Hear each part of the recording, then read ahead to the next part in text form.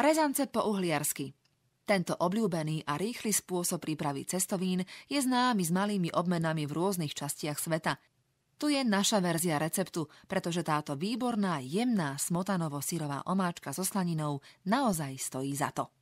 Čas prípravy 10 minút, teplná úprava 15-20 minút.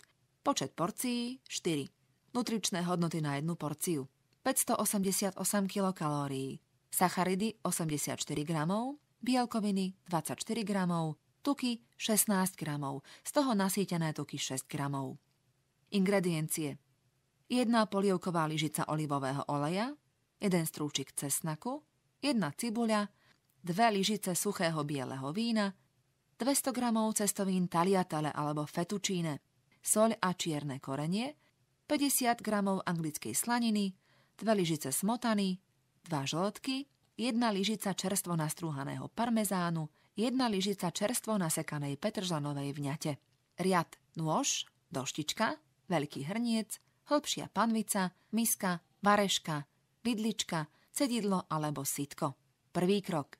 Nakrájajte si cibuľku na drobno, cesnak na plátky.